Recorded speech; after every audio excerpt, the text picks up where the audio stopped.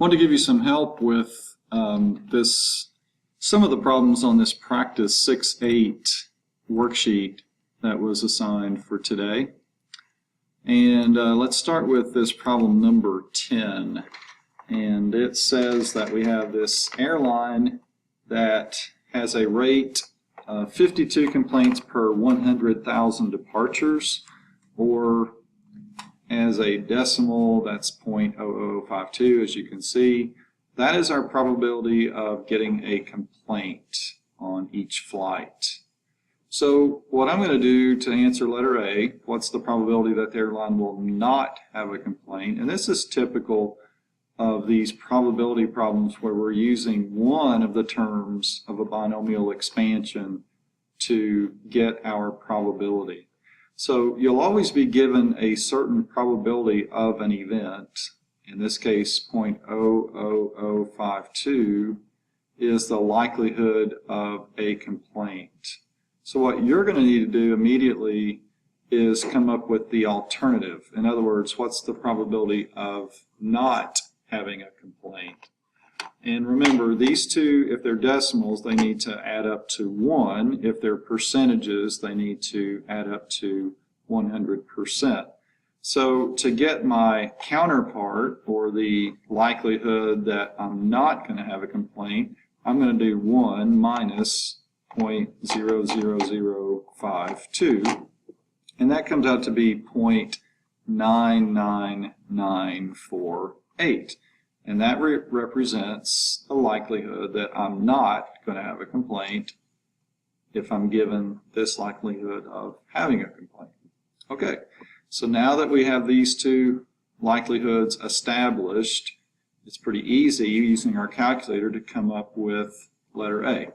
What is the probability that the airline will not have a complaint? So here's my not complaint probability in 20 flights. So all I really have to do is raise that probability percentage decimal to the 20th power, which means I don't have any complaints. Okay, so I'll raise the not have complaints to the 20th. The complaints then would be to the 0, and remember, I need a combination factor. So since I had 20 flights, always look to the second exponent. This is a good way to remember this. And this number that follows C will always match the exponent for the second factor.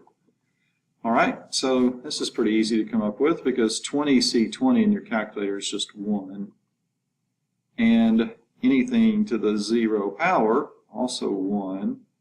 All we really need to do is plug into our calculator what is 0.99948 raised to the 20th power. And the decimal form, as what our calculator shows us, is 0.989651216. But remember, that's the decimal form, and we want the percent form. So we're going to slide that 2 places to the right so that it becomes 98.965. And I'm just going to have you round these to the nearest whole percent. So 98.96, we're going to just say to the nearest percent would be approximately 99%. Okay, so that takes us to letter B. We're using these same decimals.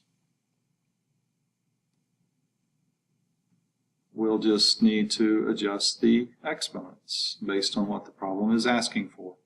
So here, what's the probability that the airline will not have a complaint? So that's my likelihood of not having a complaint in 100 flights. So I have 100 flights. What's the likelihood that I will not have a complaint for all of them? Which means I have a complaint for none of them. All right, and so my combination factor will be 100C, and again, 100. All right. So again, this is pretty easy. This is 1. 100C100 is just 1. This is also 1 because it's to the 0 power. And so in your calculator, just do 0.99948 raised to the 100th power. And your calculator shows 0.949316028. Slide that decimal place 2 places to the right, decimal point 2 places to the right, and you get 94.9. So rounded to the nearest percent, we will just say that's approximately 95%. Okay, letter C. Let's just write down the decimals, represent the probability of complaints and not complaints. This time, what is the likelihood that the airline will have a complaint? So I guess we can assume that just means 1 in 100 flights. So 1 complaint in 100 flights means that 99 flights will not have a complaint. And so now we just set up our combination factor, 100 flights. And remember, I'm going to let the second number of the combination be 99. Okay, so you do all this in your calculator, 100C, and you can do it all on one line. 100 NCR, 99 times 0.00052 to the first, or you can just leave it like that, times 0.99948 raised to the 99th power. And the decimal form is what your calculator gives you, 0.04939. So in percent form rounded to the nearest percent, we would say that that is 5%, 4.9, which rounded to the nearest percent would be 5. So those are your 3 answers for A, B, and C for number 10. Okay, let's try number 13.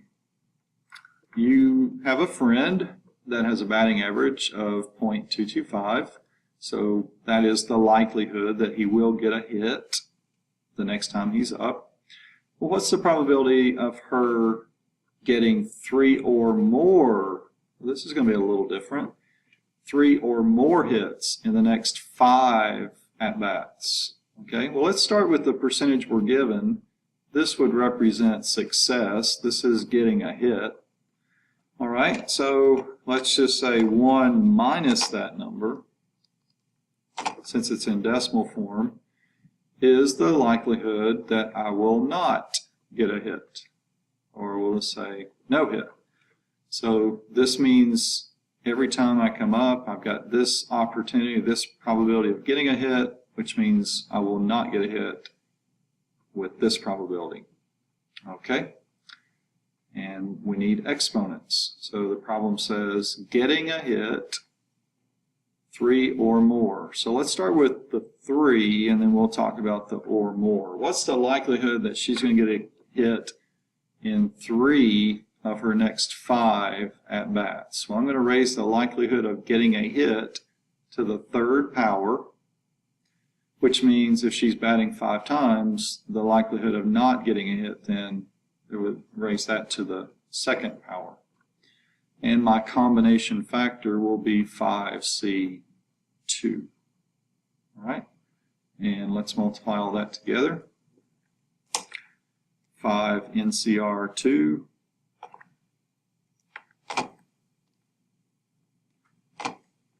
times 0.225 raised to the 3rd power times 0.775 raised to the 2nd power. That is I'll just go ahead and write this out, 0.068414941. Okay. Well, that'd be great. We'd be done after we change this to percent form if the problem said just getting 3 hits, but it says 3 or more. So we're going to have to extend this a little bit. All right, let's see about what if she gets 4 hits. Okay, here's the likelihood of getting a hit raised to the 4th power. Well, that means we're going to raise the likelihood of not getting a hit to the 1st power because she batted 5 times. And my combination factor will be 5C1. Okay, all of those multiplied together. 5C1 should just be 5.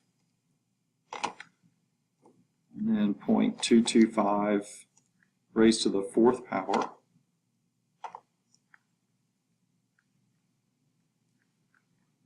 times 0.775 raised to the 1st power, or just 0.775.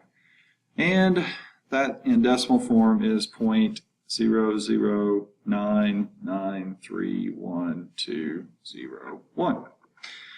Okay, well, let's see.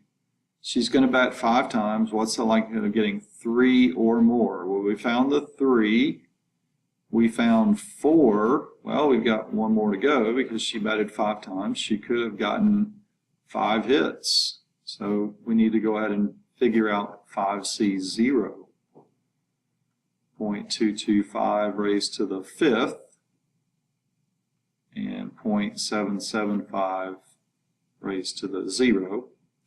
5C0 is just 1. 0.775 to the 0 is also 1. So really all we need to do here is 0.225 raised to the 5th power, and that's the result. All right, so we're almost done. All we need to do now is take these 3 decimals and add them up. So you can just do that in your calculator.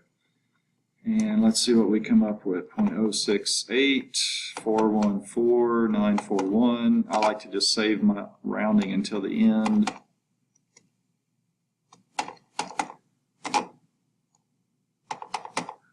$57665. When I plugged all of that into my calculator, the decimal form came up as 0.0789. I'll just write it down so you can see. Check your calculator. 0.078922792. Now remember, again, that's the decimal form. I want you to give me the percent form. Okay, so to get percent form, slide that decimal point 2 places to the right. That makes 7.8, and we're just going to round these to the nearest percent. So our final answer here is going to be approximately 8%. Okay.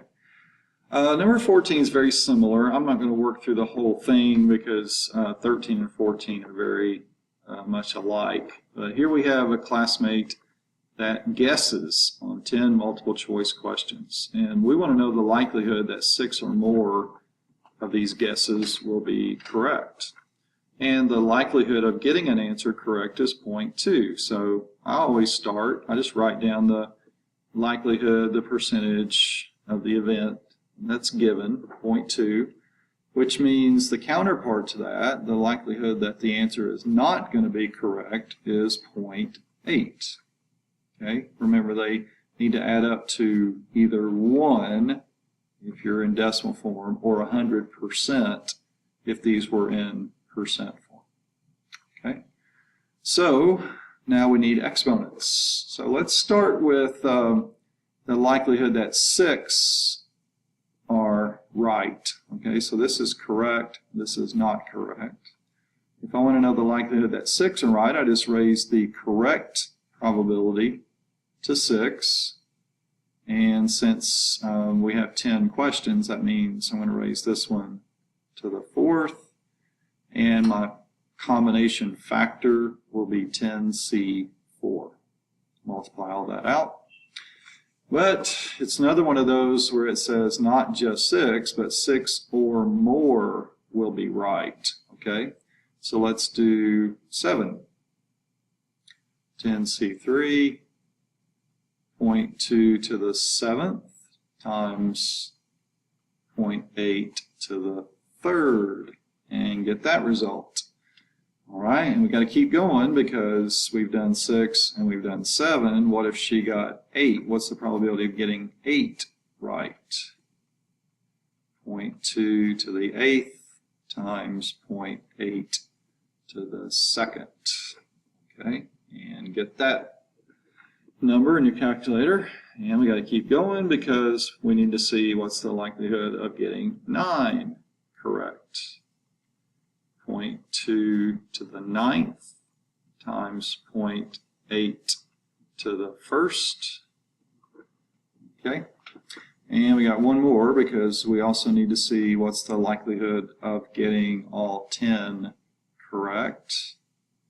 0.2 to the 10th times 0.8 to the 0. And I won't take the time, you should be able to handle this with your calculator, but basically to get to your answer, you're going to take each one of these 5 decimals, very much like we did in the previous problem, add them all up, and change it to percent form. I will tell you what your final answer should be, just make sure you understand how to get it. Once you round, this one you can round to the nearest 10th of a percent. It should be 0.6% after rounding, 0.6%. Okay, well, I hope that helps you out, and if you have any questions, either bring them to class tomorrow or you can send me an email.